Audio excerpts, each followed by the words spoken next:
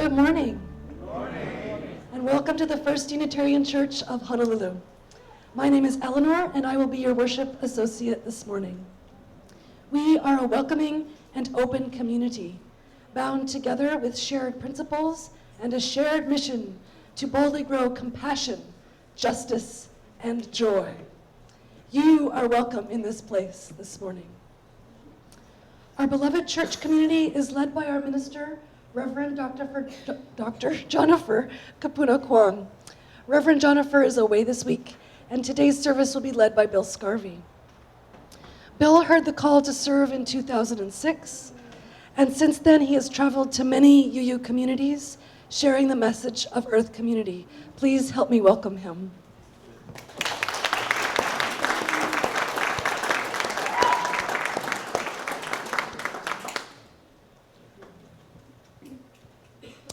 If you want to know more about our compassionate, just, and joyful activities, we show announcements up on the monitors before each service. There's a website, there's a blog, there's a this, there's a that, all on technology. If you are technophobic, there is also printouts that are available up on the guest list desk up there in front that you can always look at. We would also like to announce this morning that beginning in February, we will move from holding two different services to holding carbon copy services. So both services will follow the same format as the celebratory service holds right now. If that doesn't make any sense, you can always ask us from the worship team. You can ask me. RE classes will still take place during the second service, which is the 11 o'clock service. Also, the other announcement for today is that this is Stone Soup Sunday. So please join us after this service for Stone Soup, delicious, delicious soup. And plus, William, I believe, has created fresh baked bread, which is not to be missed. So please do stay after the service. I would like to ask for a volunteer to light the chalice. Your face lit up first, so please come on up. Voting by excitement. Okay. So please join me in these words. As the chalice is lit, we light this chalice with the embers of compassion. We light this chalice with the torch of justice. We light this chalice with the radiance of joy. Thank you. The story of Stone Soup has been told in our church for more than 30 years, and we have made soup from the same stones for more than 30 years. Not yet. And it's a very old story, probably European origin, but this is a fusion story. Once, not too long ago, there was a big war on the islands, and all the able-bodied men and women were off fighting instead of growing food and fishing. And so there wasn't too much taro, there wasn't too much breadfruit, and then the war was over. And the women and the men, who many of them were hurt from the war, they came back. And there was one person who was going to his village, and he was limping because he had hurt his foot in the war. And he was coming through the village, and he was very skinny and very hungry. And he came to the village and said, "Can anyone spare a little bit of food for me? I've been fighting so long, and now you're safe." And the villagers said, "We don't have any food. We haven't been growing it. Nobody's been around to go fishing. Nobody's been around to pick the ulu. Nobody's been around to take care of the taro patches." And the man looks, "Oh, no, I'm so hungry. Well, do you have some stones? I see some nice stones here. Wow, these are perfect stones to make stone soup." Stone soup? Whoever heard of that? What is that? Oh, it's delicious. Just wait, and all you need is stones. Well, you might need a little bit more. Does anyone have a pot so we can make the soup in the pot? Oh, great. It's a perfect pot. It's huge and a big stir, too. Oh, and okay, well, We can put some water in and everything. I'll put the stones in first. Those look delicious. You've got great stones here. Wait. It might taste a little bit better if we had some onions in it. Anybody say, I got onions? Oh, you got onions too? Huh. That'll make it taste a little bit better. Might be good with some potatoes and beets too, if somebody found some and sweet potatoes. All right. This is going to be a delicious stone soup. We got, bananas and carrots might add a lot to the soup. Yay! Oh, wow. Good. Okay, great. All right. We are going to have wonderful soup. Anybody got some ulu breadfruit? Yay! Oh, and by the way, if everyone plants an ulu tree, we will be self-sufficient in potatoes or starches in Hawaii. Yes, ulu. Yay, ulu. Now a little flavoring might be good. Maybe some eggplant and parsley and lemongrass. Oh, garlic and ginger. Wow, this is going to be an amazing soup. Eggplant and parsley, too? Let's see how it's tasting, this stone soup. Want to taste it? How is it? Good. Good? Does it need anything else? How about some coconut? I got coconut. Yay! What else do we need? I want to taste it. Oh, you want to taste it? Okay, here. Oh, you want to taste it too? This is great stone soup. Okay, you know what? Let's have a feast. You may set a tablecloth, and you even found, the richest person in the whole village found some bread and was generous enough to give some bread. Okay, it goes in the pot. Okay, now we've got delicious stone soup and a lemon. Perfect. Add the lemon to the pot. Yay. Okay, now it's really going to be delicious. And to think, we made this all out of stones. Thank you, boys and girls. Let's bring it to the kitchen. And all the kids are helping. Sing us out. Can we make a bridge for our Katie and sing it out to the program?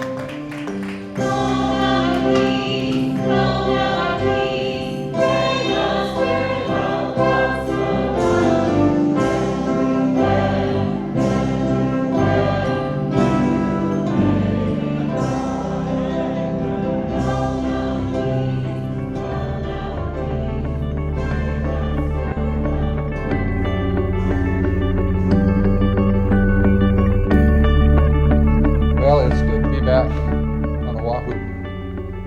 It's been a long time. My wife Karen and I come from our home on Bainbridge Island, Washington, to be with you for 3 months out of every year, running away from the cold and the wet and the power outages and all of the things that make winter so wonderful in the Northwest. Really, really glad to be here. We're going to start today with a poem by Mary Oliver. It's probably familiar to 90% of you. Who made the world? Oh, forgive me. This is my first foray with digital technology. Who made the world? Who made the swan and the black bear? Who made the grasshopper? This grasshopper, I mean. The one who has flung herself out of the grass. The one who is eating sugar out of my hand. Who is moving her jaws back and forth instead of up and down. Who is gazing around with her enormous, complicated eyes. Now she lifts her pale forearms and thoroughly washes her face. Now she snaps her wing open wings open, and floats away. I don't know exactly what a prayer is. I do know how to pay attention, how to fall down into the grass, how to kneel down in the grass, how to be idle and blessed, how to stroll through the fields, which is what I've been doing all day. Tell me, what else should I have done? Doesn't everything die at last and too soon? Tell me, what is it you plan to do with your one wild and precious life? Mary Oliver.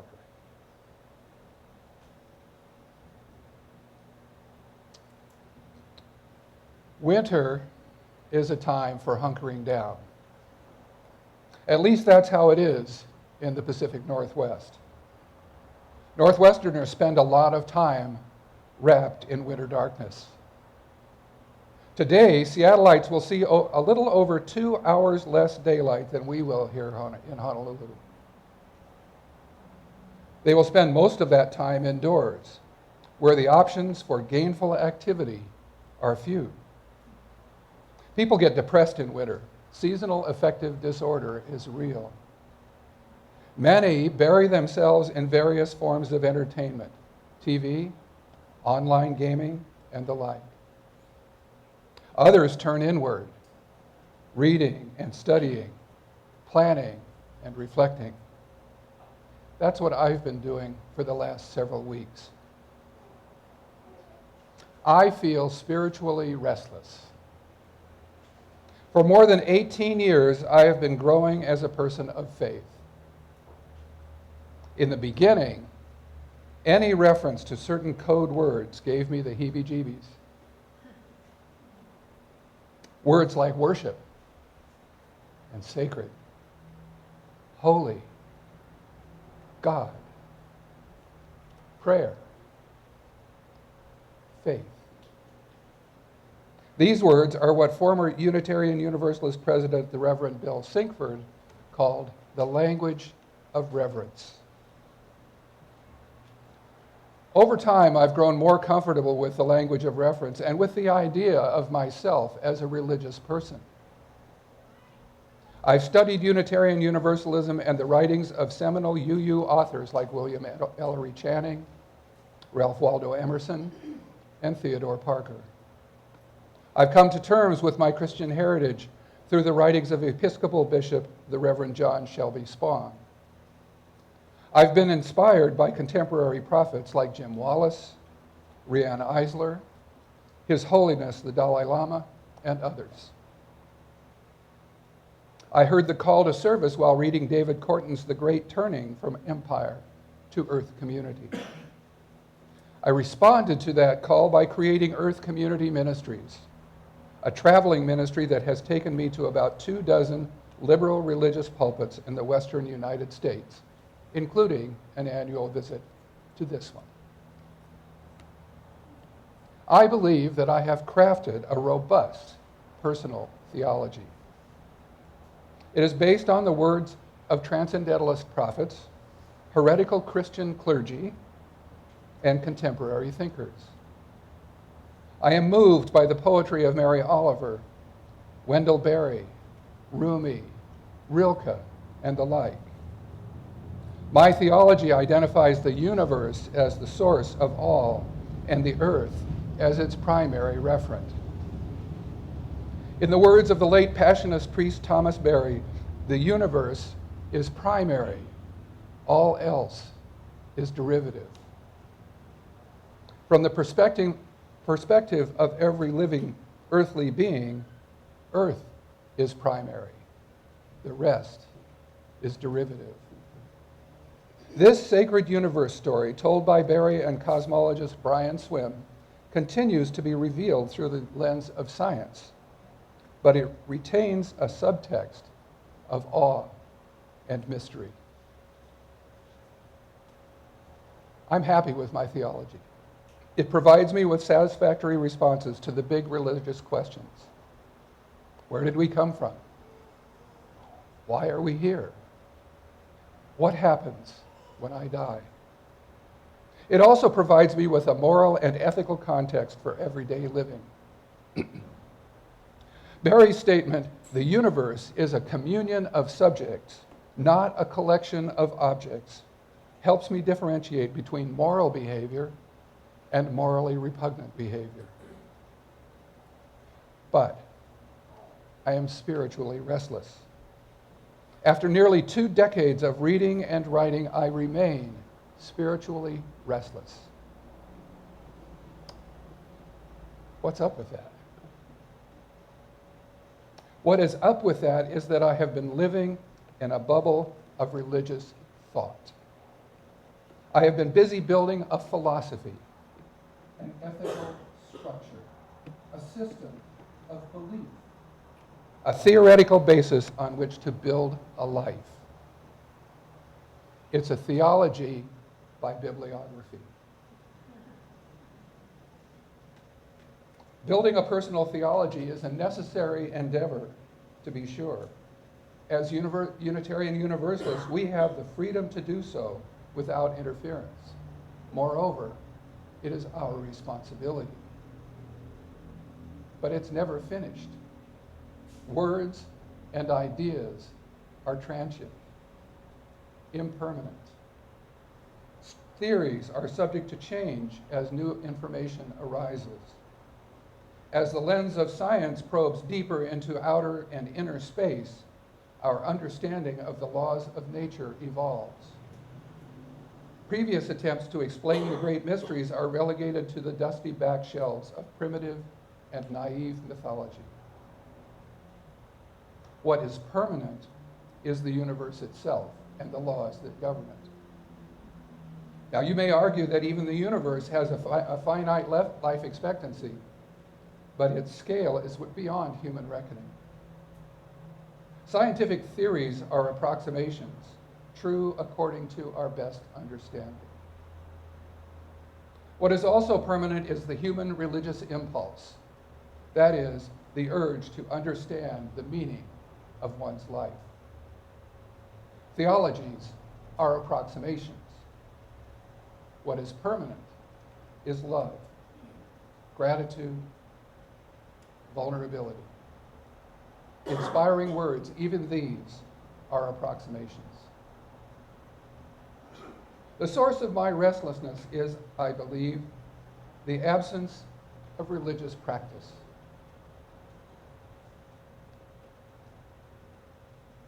To paraphrase the words of Father Divine, I am one of the many who know how to theorize, but to date, I have done little to tangibilitate my faith. I love that. Tangibility. I mean, I could see Father Divine was a charismatic preacher, and I could just hear him say, tangibilitate. How do I tangibilitate my faith? How do I bring my faith to life? I believe that the free and responsible search for truth and meaning is incomplete if all we seek is a theology by bibliography. It is a search for truth and truth alone. It seeks to answer the question, what do I believe? It is a theology of ideas, and ideas are transient. It is a theology of principles and purposes. The desired outcome is a credo. It abides in the head. A complete search pursues both truth and meaning. Besides abiding in the head, it must also abide in the heart. In other words, it must also include a theology of experience. The seeker of meaning asks, how can I live my credo into being? A theology of experience is about a knowing that can only be gained through experience. It is a theology of encounter and connection. It is a theology of intentions and actions. It is a theology that includes the experience of awe. The desired outcome is a life and a credo that are fully integrated, each complementing the other. It is a life of integrity where one's faith is tangibilitated. I want to introduce you to someone who is a model of tangibilitization. Try saying that one 5 times fast. If you look on the second row from the top, on the left-hand side, you will see a white shock of flowing hair. This is Miriam T. McGillis, Sister Miriam T. McGillis, and she is the director of the Genesis Farm, which covers 226 acres in the rolling hills of western New Jersey. She's a Dominican nun. She is also an artist. Before she moved to the farm, she was head of the art department at Dominican College. The farm is both a community-supported garden and an earth literacy learning center. It is Miriam's masterpiece. I find it impossible to separate the art from the artist. It is the embodiment of her worldview, her cathedral to the earth, the product of a truly integrated theology. As Miriam puts it, Genesis Farm is rooted in a belief that the universe, earth, and all reality are permeated by the presence and power of that ultimate holy mystery that has been so deeply and richly expressed in the world's spiritual traditions. We try to ground our ecological and agricultural work in this deep belief. This sacred mystery, known by so many religious names, is the common thread of our efforts. The land was bequeathed to the Dominican Sisters of Caldwell, New Jersey by a Jewish couple who were looking for a steward for the land, someone committed to keeping it out of the hands of developers forever. The order provided proposals for the future of the farm. The order invited proposals for the future of the farm from their sisters around the world. Miriam's was the only proposal. Early on, she vowed not to increase the construction footprint of the original farm buildings. You can see 99% of the structures in this picture. The hen house was converted to offices, the tractor barn to a library, the hay barn to workshops, and a rough-hewn auditorium. The original farmhouse and owner's residence served as living space for workshop participants. Genesis Farm has honored those who have supported its mission in visible and tangible ways. This memorial garden honors the deceased loved ones of program participants. The Thomas Berry tree honors Miriam's great teacher. And Shepherd's Blessing is a pond on land donated by its namesake. The list goes on.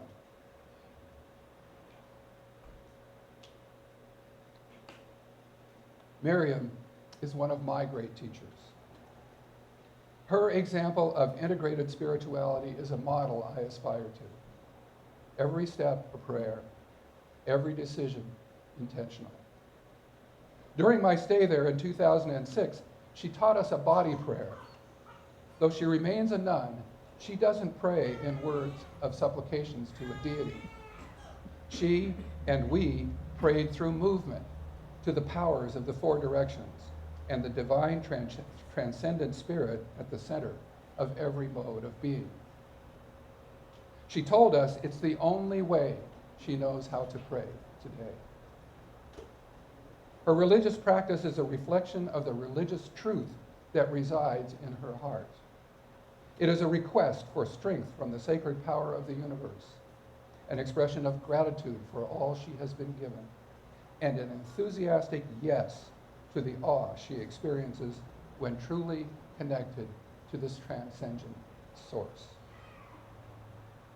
So the big question is, how do I go about tangibilitating my faith? I've identified 8 areas of endeavor that have potential. First, practice. Like mastering a musical instrument or developing a great jump shot, tangibilitating takes practice. I've heard it said that the difference between a novice and a master is 10,000 hours of practice. Dennis is shaking his head. I don't know what the equivalent measure is for religious practice, but it's fair to say that overcoming spiritual restlessness requires commitment and practice. As my friend, singer-songwriter David Ross says, practice makes progress. Second, be patient. It's not going to happen in a flash. How long did Siddhartha Gautama sit under the Bodhi tree before becoming the Buddha? 49 days of non-stop meditation. Whether it's 10,000 hours or 49 days, there are no guarantees. For most of us, the process of becoming never ends. I will not push for results. When faced with a decision, I will take time, no matter how long, to discern the path most consistent with my credo. Third, seek solitude. Religious practice requires time alone. One of my biggest complaints is that I have no time in my day to think. But the truth is, there is time. I just choose to use it in a different way. Time out is essential. Solitude is the handmaiden of reflection. Meditation holds the promise of enlightenment. I intend to give myself a time out every day. I also intend to make an annual retreat for reflection and discernment. Christians have Lent. Jews have the days of awe. Muslims have Ramadan. Why shouldn't a UU pause at least once a year to take stock? Finally, a once-in-a-lifetime pilgrimage can be transformative. It must be so. Consider the number of books that have been written about the practice and art of pilgrimage. Every Muslim who can afford to do so is required to take the Hajj, the pilgrimage to Mecca. It is one of the 5 pillars of their faith. Jews have been traveling from all parts of the planet to the Temple Mount for 1,600 years. Christians have been walking the way of St. James across northern Spain for over 1,000 years without interruption.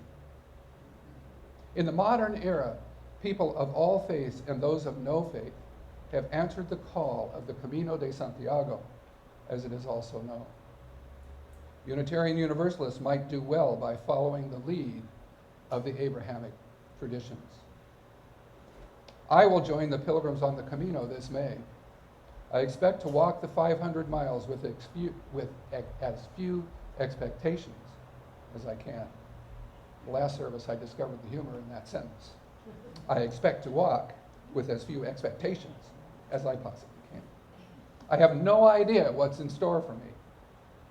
I read that the Camino is best experienced alone, but not in self-imposed isolation.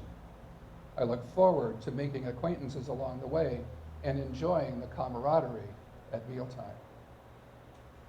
Otherwise, I intend to go solo. Fourth, venture forth. Find opportunities to serve causes reflecting your credo. Find the greatest need and fill it. Bring your skills and tools. Learn to work side by side with people whose credo might not be the same as yours. Do good work. Fight the good fight. Throw yourself into it as though your life depends on it. At the end of the day, reflect on your experience and vow to do even better tomorrow. Stick around until the job is done.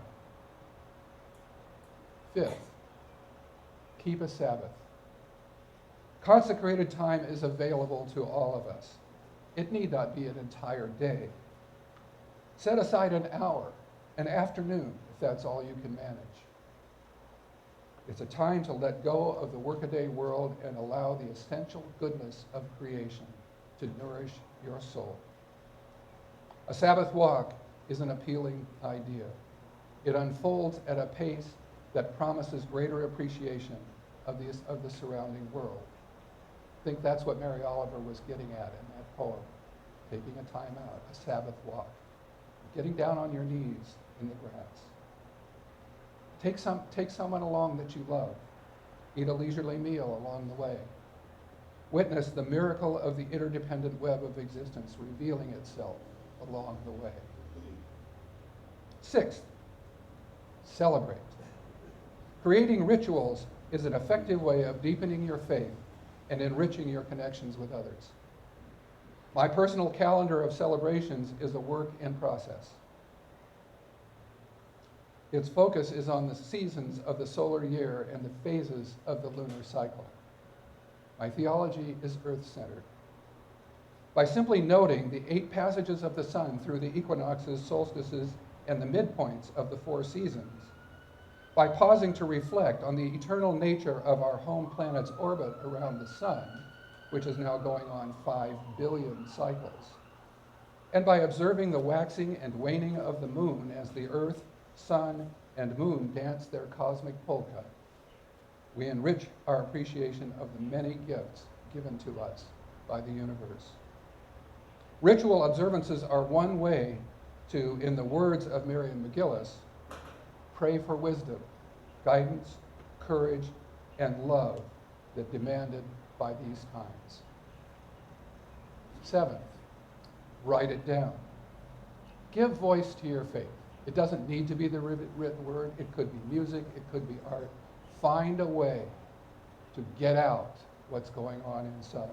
When building a theology of experience, the emphasis is on personal encounter with the sacred source of all that is. It isn't Wendell Berry's experience. It isn't Mary Oliver's experience. It isn't Carolyn McDade's experience. It is yours, and only you can find the words or images to adequately express it. When you hear Mary Oliver's inspiring words, remember, she is a human being, not a god. She is deeply connected and has taken the time to find words to express herself.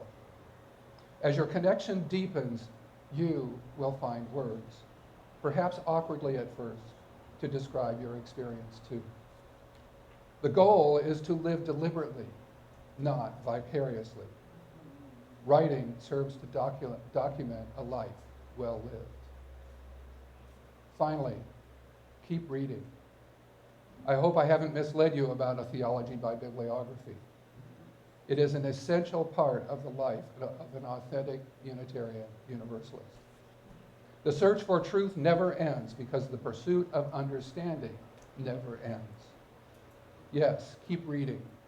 Expand your intellectual horizons. Reboot your understanding if necessary. But remember this, bibliography alone is like a tree without leaves. There may be a lot going on inside, but there are no outward signs of life. Let the leaves of authentic experience unfurl and the whole being thrives. May we all strive to become whole, to thrive in spirit, to reach the end of our days uplifted by the memory of a life lived on purpose and of the highest integrity. Amen and blessed.